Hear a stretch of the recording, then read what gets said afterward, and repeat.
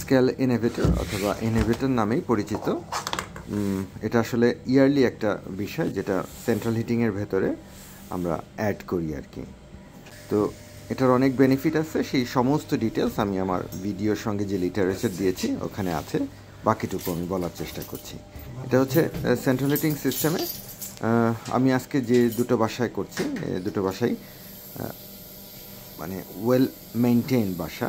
আমি প্রত্যেক বছর সেন্ট্রাল হিটিংয়ে এই কাজটা করি এবং এই দুইটা বাসাতে আমি কখনো ব্রেকডাউন আর কি বয়লার রিলেটেড, মানে আমি যখন এটাকে আমার মতো করে সার্ভিস করে সব কিছু এভরি ইয়ার এগুলো করি, তখন এটার আসলে ইয়ারলি কোনো ব্রেকডাউন নাই বললেই চলে। তো এই কাজটা আসলে আমি আমার সবগুলো বাসাতেই করি, প্রত্যেক বছর করি শীত আসার আগেই। আর আমার কাস্টমারদের ভেতরেও অনেকেই এই কাজটা আমাকে দিয়ে করান আর কি এভরি ইয়ার। তো এই কাজটা কেন করব, এটার জন্য আসলে সম্পূর্ণ লিটারেচার দেয়া আছে এই ভিডিওটার সঙ্গে, আপনারা পড়ে দেখবেন। আর বাকিটুকু আমি বলার চেষ্টা করছি। এটা হচ্ছে সিস্টেম ইনহিবিটর, এটা বলা হচ্ছে 100X আর কি।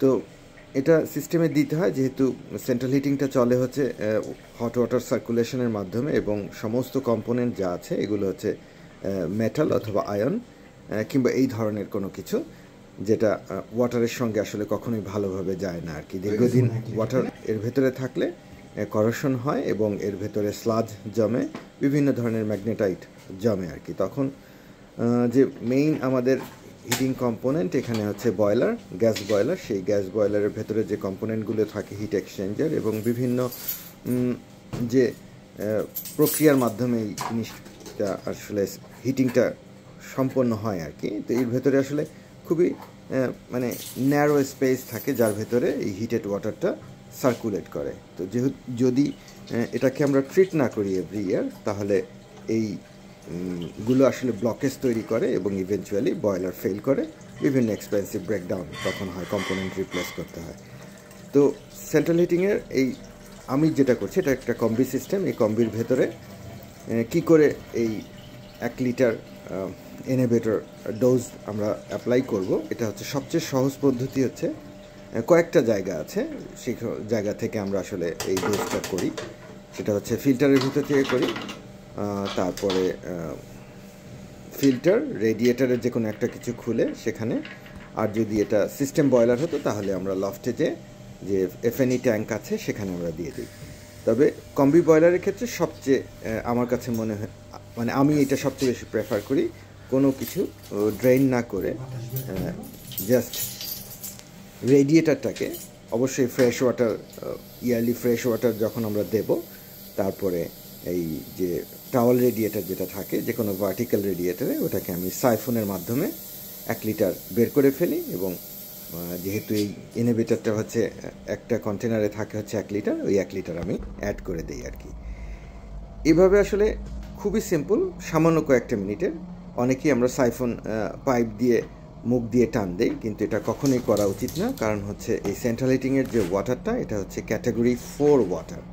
তো ক্যাটাগরি 4 ওয়াটার আসলে খুবই কন্টামিনেটেড ওয়াটার, এটা কখনোই মুখ দিয়ে সাক করা উচিত না পাইপ দিয়ে। তো এই ধরনের একটা সাইফন আপনি অ্যামাজনে সার্চ করলেই পেয়ে যাবেন। এই সাইফন জাস্ট প্রেস করলেই, 2-3টা রাবার ব্লাডারে প্রেস করলেই এটা অটোমেটিক সাইফনটা অ্যাক্টিভ হয়ে যায় আর কি। তো সেই কাজটা করার পরে যতটুকু আমরা বের করব ঠিক ততটুকুই আমরা, যতটুকুই বের করি আমরা, এই কন্টেন্টটা হচ্ছে 1 লিটার, এই 1 লিটার আবার অ্যাড করে দেব, দিয়ে জাস্ট এই টাওয়াল রেডিয়েটারটা ব্লিড করব। অবশ্যই সব কিছু শুরুর আগে যেই রেডিয়েটারে আমরা এটা অ্যাড করব সেই রেডিয়েটারকে আইসোলেট করতে হবে টোটাল সিস্টেম থেকে। সেটা খুবই সহজ, নিচে 2টা ভালভ থাকে, সেই ভালভ 2টা যদি আমরা শার্ট করে দিই তাহলেই এটা আইসোলেট হয়ে গেল। এরপরে যে কোনো একটা যে ব্লিড ভেন্ট থাকে সেখান থেকে ব্লিড করে অবশ্যই সাইফন করে 1 লিটার কিংবা যতটুকু সম্ভব বের করে ফেলে দিয়ে বাকিটুকু মানে ওটার ভেতরে আমরা যদি এই ইনহিবিটর অ্যাড করে দিই তাহলেই কিন্তু কাজটা হয়ে গেল।